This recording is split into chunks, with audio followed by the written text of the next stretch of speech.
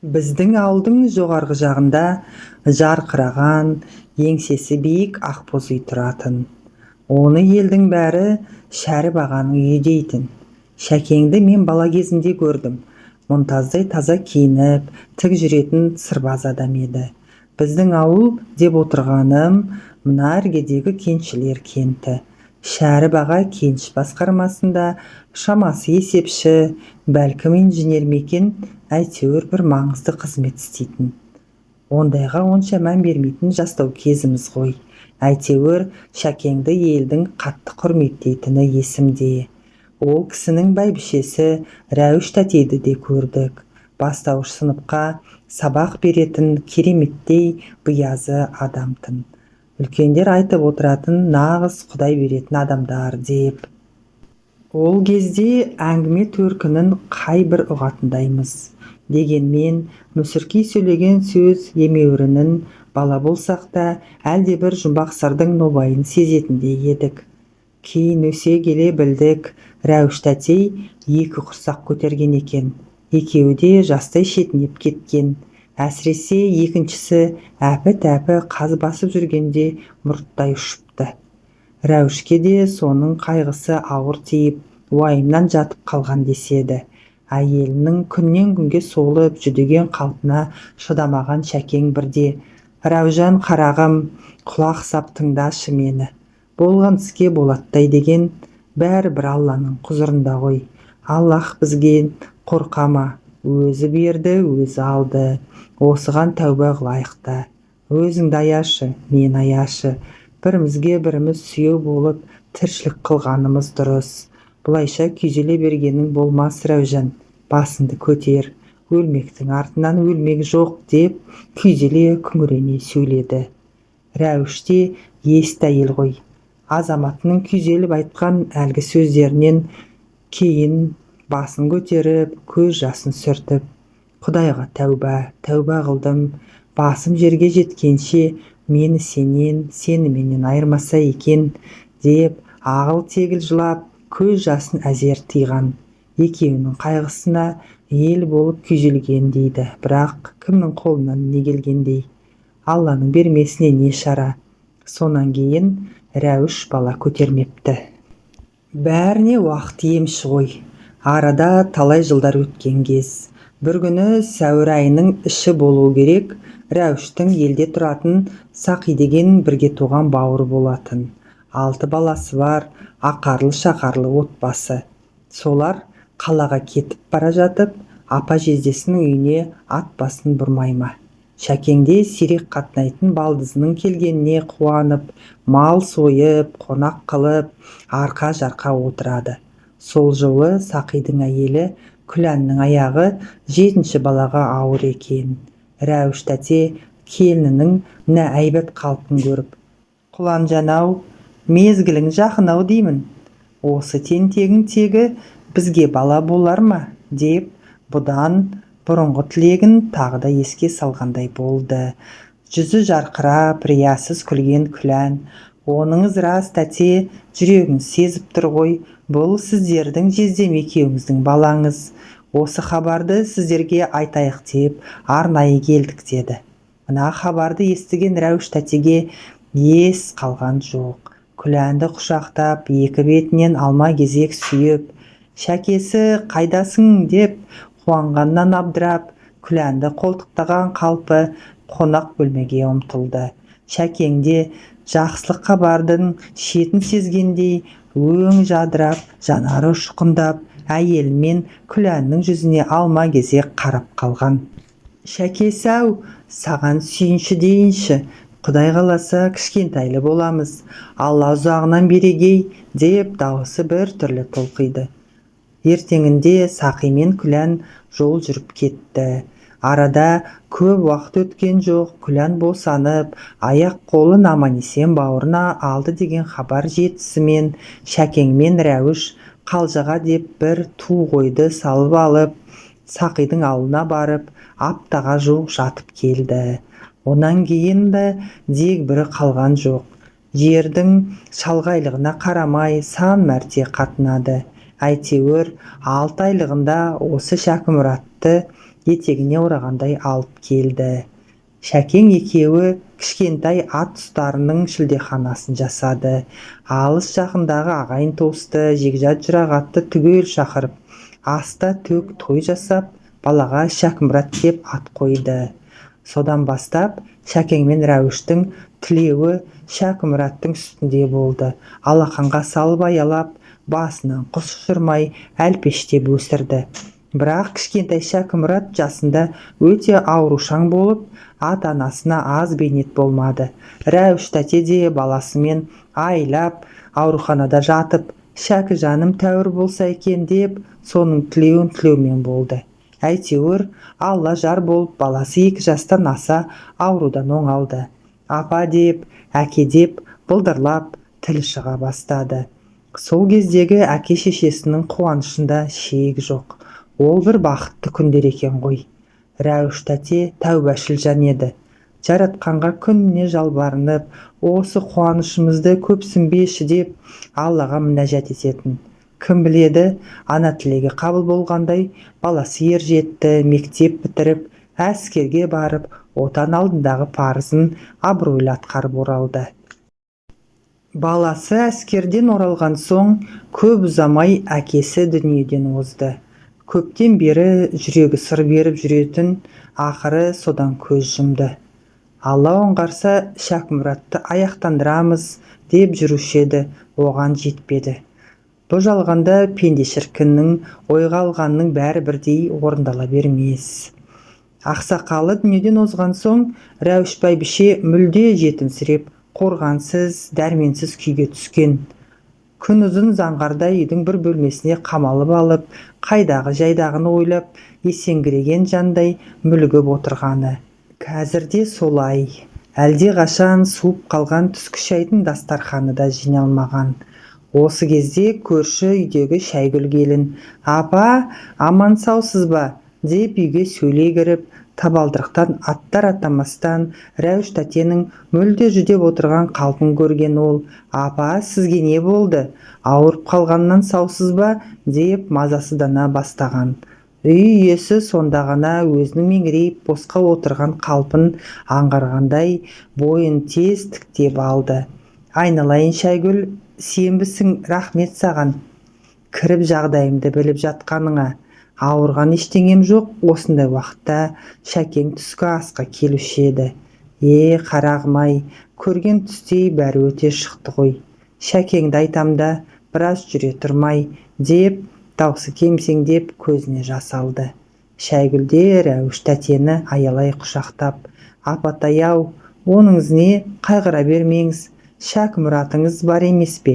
Енді келін түсіріп, немере сүйіп, соның қызығын көруге жазсын», деп жаны елжіреп жұбатқан болып жатыр. Сырттан ит үріп, машинаның гүрілдеген дыбысы естілді. Іле-шала сыртқы есік сықырлап ашылып, үйге Шәкімұрат кіріп келді. Қасында ерген өзінде 2-3 жігіт бар. Баласын көрген Рәуіш апайдың жүзі лезде жадырап, «Шәкіжан балам-ау, сенбісің, аман есенбісің?» деп орнынан жеңіл көтерілді. «Қалаға көшеміз апа, көшіріп әкетуге келдім» деп сыртқы киімдерін шешті баласы. Соны айтты да қасындағы жолдастарына, «Сендер шешініп жайғаса беріңдер» деді. Өзі әлденеге апыл-ғұпыл асығыс. Шешесінің де амандығын сұрап жартқан жоқ. Мына сөзді естіген Рәуіш тәтенің өңі жуған шүберектей оңып, бір сәт әбдіреп қалды. Жасынан бетін қақпай еркелетіп өсіргеннен бе, кім білсін, әйтеуір Шәкімұрат кішкентайынан солай, бірдеңені сұраса, бірдемені жасаймын десе, сонысына жетпей тынбайтын. Жылауы бар, неше күн нәр сызбай жатып алуы бар, әйтеуір ойға алғанын жасататын. Шәкең ақсақал баласының бұл қасиетін кейде құптап отыратын. Алған бетінен қайтпайтын қайсарым менің деп, баласын кейде қолпаштап алып, артынша бұл мінездің жақсы жағы да, теріс тұсы да жоқ емес, бәрін ақылға жеңгізсең опық жемейсің дейтін. Әке сөзінің басын ұқса да, соңғысын бала неме парықтаған емес. Содан келіп, Ол өзімшіл, айтқанын істетпей қоймайтын өркөкірек болып өсті. Кішкентай күнде оның бәрі сыйымды болғанмен, есейе келе нағыз жексұрын мінез болып шықты.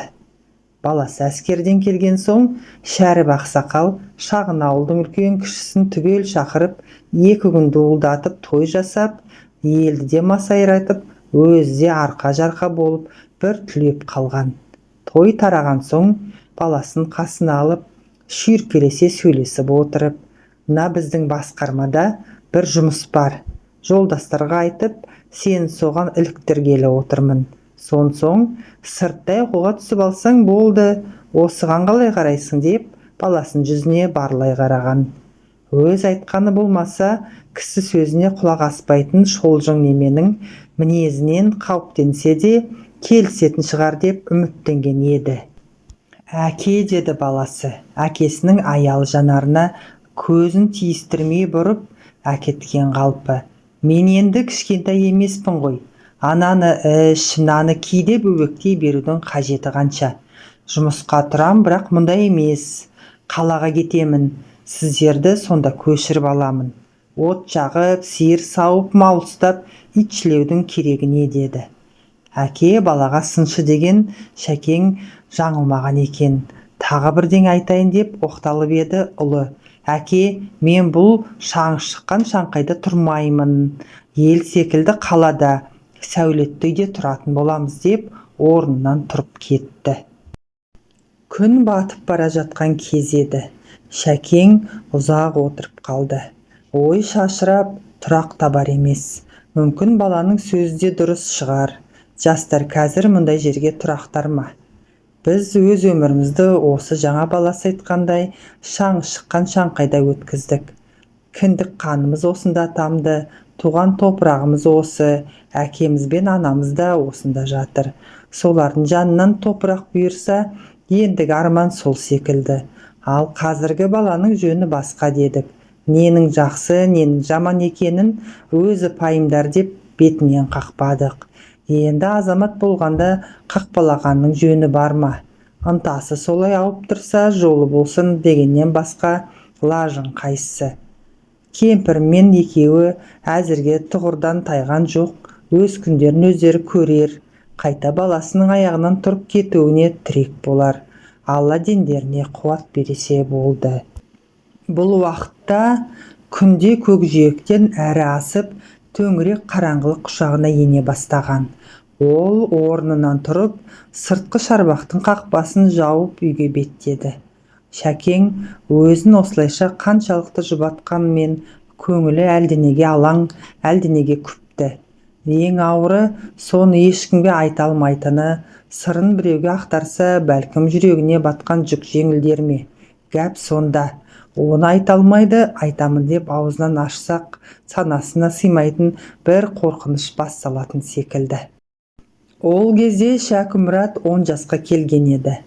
Ойда жоқта Сахи балдызының келе қалмасы бар ма? Қасына осы Шәкімұраттан 2 жастай үлкендігі бар әне бір сотанақ ұлын ерткен. Қонақ бала келісімен ақ Шәкімұратпен шүйіркелесіп ойнап кетті. Балалардың бірін-бірі жатсынбағанына үлкендер де разы болып, өткен кеткенді әңгіме етіп отырған. Сөйткенше дастарханға үлкен ас келіп, қонақ қол шайып, қайта жайғасқаны сол еді, үйге Шәкімұрат алқын-жұлқын кіріп келді. Келе сала шешесіне «Апа», деді. «Не құлыным? Байқа, мына сорпаға түсіп кетпе өзің» деп баласының жүзіне аса зер сала қоймаған. Онысын тыңдап жатқан бала жоқ. «Апа, маған Сейіт айтты, сен менен кейінгі баласың. Сені Рәут әтелер асырап алған» дейді. Мына сөз Рәуштің төбесінен біреу суық су құйып жібергендей болды. Табан астында не істеп отырғанын білмей есінен адасып қалды. Мұны Шәріпте Сахидың өзі де естіді. Үшеуі де төбелерінен жай түскендей меңірейіп қалған. Кенет Сахи орнынан жалма-жан ұшып тұрып далаға ата жөнелді. Ізінше баласын жетектеп үйге қайта кірген ол. «Қане, айтшы, не дедің Шәкімұратқа?» деді баласына өңі түтігіп зеки сөйлеп. Балада сасқалақтап: «Мен жай айтқам оған. Сенің ағаларың жоқ, мен саған аға боламын, сен менің інімсің дегенмін. Иә, айттың, сен де менің апам Күләннан туғансың дедің. Мына сөзді естіген Сахи мүлде түтігіп кетіп, ұлын жаққа тартып жіберді. Оңбаған қара мұның істеп жүргенін деп тағы да ұрып жібергісі келіп, қолын көтергенде Сейіт есіктен лып беріп сыртқа ата жөнелді. Бұл әңгіме осымен аяқталып, қонақтар үнсіз отырып тамақтарын ішіп аттанып кеткен еді. Сахи аттанар алдында апа жездесіне: баланың сөзіне ренжімеңдер, балалықпен ойнаған шығар деп баласы үшін жуып шайған болып кешірім өтінген. Бірақ мұны балалық десе де айтылған сөз атылған оқ секілді. Шәкеңнің де Рәуіш апайдың да жүрегіне шөңгедей қадалып, талайға дейін мазан күйге түсірді. Бәріне уақыт емдейді демекші, одан бері қаншама жылдар өтті. Ата-ананың қартайып, баланың ержеткен шағы. Сейіттің сөзі де уақыт тозаңына көміліп, санадан ұмыт болды. Солай-ау, бірақ қанша ұмтылса да, күндердің күнінде әлгі сөз алдарынан сопаң етіп шыға келетін. Осындай оймен олар өмір сүрді. Сол сөз қазірде Рәуіштің қарсы алдынан шыққандай. Олай ойламаса да болар еді, бірақ ойламасқа шамасы жоқ. Күлән келіні Шәкімұратқа дейін 6 құрсақ көтерді. 4 ұл, 2 қыз. Бәрі де дін аман, алды үйлі жанды азамат болған. Соның 3-еуі қалада тұрады. Солар Шәкімұратты желіктіріп бауырларына тартып жүрген секілді. Рәуіш содан күдіктенеді. Марқұм отағасы Шәріп ақсақал бірде: Рәужан, ренжімей тыңдасаң, бір әңгіме айтайын ба деді. Сөзді алыстан орағытып, әйелінің қабағын бағып тұрғандай. Сондағы айтқаны: сен осы Шәкімұратты ана Сахидің балаларынан қызғанасың ба? 6 айлығынан бастап бауырыңа салдың, ақ сүтіңді ембесе де аналық шуағыңа бөленіп өсті емес пе? Тым қақпаламайық. Енді ержеткенде соларға кетіп қалар деймісің? Әйтеуір аман болсын де, аман ердің аты шығады деген деп байыппен ой тастаған еді. Рәуіш отағасының сөзіне дау айтпады. Келіскен рай танытқан болды. Ал мына жағдайда не істеу керек? Әкесінің қырқын бермей жатып, қалаға өшкені қалай? Кеше ғана дүниеден озды. Әке топырағы құрғамай жатып, астапыралла, атай көрме. Өзіне салса ешқайда қозғалысы жоқ. Келген қонақ балалар тамақтанып болған соң жатар алдында далаға шықты. Осы кезде Рәуіш ұлымен оңаша отырып, биыл көшудің реті болмайды. Әкеңнің 40 жылын өткізбей ешқайда кете алмаймын. Ал саған тоқтау қоймаймын. Бара ғой, келіп тұрасың деді. Ой апа, ай, тағы бастадың ба? Мен қалада жалғыз тұра алмаймын, сен мұнда жалғыз өзің қалай тұрасың? Ағаш жарып, от жағып, тоңып, сеңіп жүресің бе? Әкейдің 40-ын жиналып келіп, осында береміз. Соған не таусылатыны бар? Одан да жүкті жинастырып көшуге дайындалыңыз деп орнынан тұрып кетті. Сөз тыңдаса қане? Сөз тыңдаған адамның құлы болады екенсің ғой. Мұнадан соң Рәуіштің ойы астан-кестең болды. Бар айтқаны: Шәкіжан-ау, мұның не? Деп бір түрлі кейіп, үнсіз отырып қалған. Осылайша әрі-сәрі күйде жүріп дастарханды жинап, жатын бөлмесіне кірді. Көңілі күңгірт тартып, әлденеге не еңсесін езіп тұрғандай. Күнде жарқырап тұратын бөлменің ішінде көңілсіздік жайлап, тұнжырап түнеріп алған. Рәуіш болса бөлменің ортасындағы үлкен төсектің шетіне шешінбестен қисая кетті. Ақсақалының артын өткірместен балаға еріп қалаға көшкісі жоқ. Жаны оған күйзеліп жатқан жоқ. Құрсағын жарып шықпаса да, 6 айлығында бауырына басып, жүрегінің жылуын төгіп өсірген баласының анасына соншалық суығы қалай? Кішкентай кезінде мұндай еместін, апалап, мойнынан құшақтап, етегіне оралып, соңынан қалмайтын сәби қылығын қалай ұмытсын? жүрегі еріп, тілеуі соның жолында болды емес пе? Осылайша ой кеміріп жатқан ол таң алдында ұйықтап кетіпті. Әлдененің тасыл гүрсілінен оянды. Сөйтсе, баласы үйдегі жүктің бәрін машинаға тиеп жатыр. Кеше ғана салтанаты жарасып тұрған бөлмелер босап қалған. Рәуіш бейшара жағдайдың мұншалықты шұғыл болатынын ойламаса керек. Тіпті есінен танғандай өңі бозарып, ағарған самай шаштары бұрқырап, әжімді жүзі күйзеліп, сілейген қалпында тұрып қалды. Кенет бойын ашу кернегендей: «Балам, менің төсек орныма тиме, қалғанын алда жүре бер», деді. Өңі біртүрлі өзгеріп, ашулы жүзін баласына тіктеп қадаған ол: «Неге сөз ұқпайсың? Мен биыл көшпеймін дедім саған», деп ұлына дауыс көтере сөйледі. Бұл Рәуіш ананың баласына ең алғашқы рет дауыс көтеріп, қатты ренжіп айтқан сөзі осы еді. Жарайды, көшпейсің. Ашуыңды басшы, апа», деді Шәкімұрат та шешесінің суық жүзін бірінші рет байқап. «Мына көрші үйден барып шай-пай ішейік. Жай шай ғана жасап қойдым деген. Жүріңіз сонда баралық», деп анасын алдаусырата бастаған. «Жоқ, онда бара алмаспын, өздерің бара беріңдер. Өзімде де шай бар», деді әлі де ашуы қайта қоймаған Рәуіш сол бетте далаға шықты. Осы кезде көрші үйдің қақпасынан шығып келе жатқан Мұнар қария: «Бәйбіше, бұл қалай болды? Сіздер көшеді деген тіпті ойымызға келсейші. Өмір бойы іргеміз суымаған жандар едік.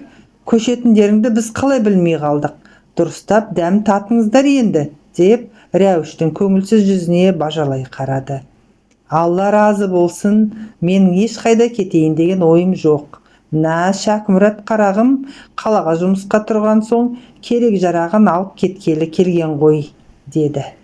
Бәйбішенің сөзін онша ұқпаған қария: «Жүріңіздер, тамақ дайын тұр, үйге кіріңіздер», деп көршілерін үйге бастап жүрді. Мұнар ақсақалдың жасы Шәріппен шамалас еді. Екеуі де кішкентайынан бірге өсті, бірге жүрді. Осы Кеңшардың көшелерін шаңдатып жалаңаяқ жарысқан бала кездерінен бастап есейгенде де жұптары жазылмай өмірдің жақсы жаманын бірге көрді. Туысқандай болып кеткен тілеулес жан еді. Бізге айтпай көше жөнелгенін қалай деуінің жөні бар. Рәуіш оны сезіп отыр. Шай үстінде де көшем деген ойда емес екенін қайталап айтып, ақсақалының жылын өткермей ешқайда кете алмаймын деген. Бұл уақытта Шәкімұрат апыл-ғұпыл тамақ ауыз тиісімен сыртқа ата жөнелді. Шай ішіп сыртқа шыққанда Рәуіш үйдің сыртында бауыры жер сызардай болып қайқая жүк тиелген машинаны көргенде жүрегі дір ете қалды. Тез-тез басып үйге кірді.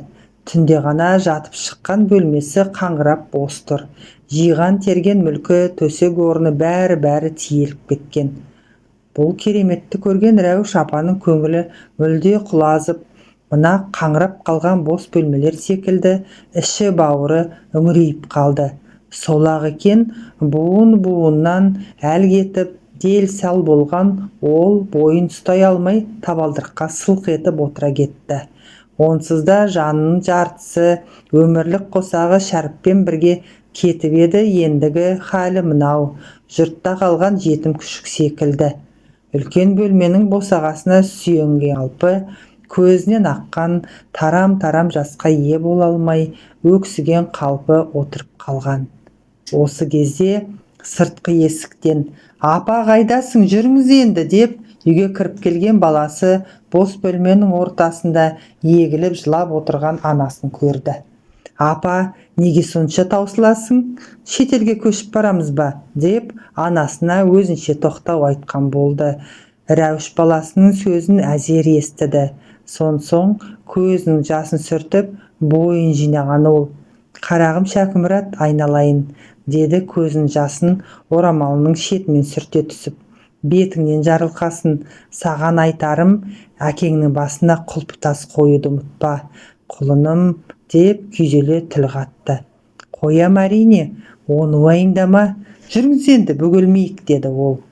Сен шыға бер, қарағым, мен ішкі есіктерді жауып шығайын деп, баласы шығып кеткен соң аз-кем бөгеліп қалды. Ауғызғы бөлмеде жуан тіреу тұратын. Өзі осы үйге келін болып түскенде бар еді. Бірде күйеуіне айтқаны бар: «Шәкесі, осы тіреудің керегі қанша? Ағаш үйге қазір ешкімде тіреу тіремейді ғой» деп. Шәкең оған күмілжіді де қойды, бірақ тіреуге тиіспеді. Кейін оған Рәуіштің де көзі үйренді.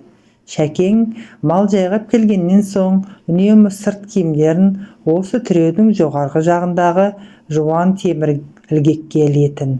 Сол темір ілгек әлі де сол қалпында, енді қаншама жыл тұратын бір Құдай білер. Рәуіш темір ілгек пен кәрі тіреудің бірінші рет көргендей сүзіле қарады. Өткен күндердің ескі елесі секілді. Даңғырып бос қалған бөлмелерде шашылған газет-журналдар, төгілген шырпы талдары қобырап жатыр.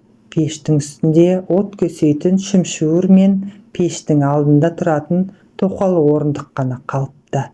Бұлар қаланың үйіне керек емес. Рәуіш үңірейген бөлменің ішіне бұдан әрі қарауға дәті шыдамағандай, жүзін құбылаға бұрып тізерлеп отырды да, ішінен білетін дұғасын оқып, Алладан кешіру сұрады.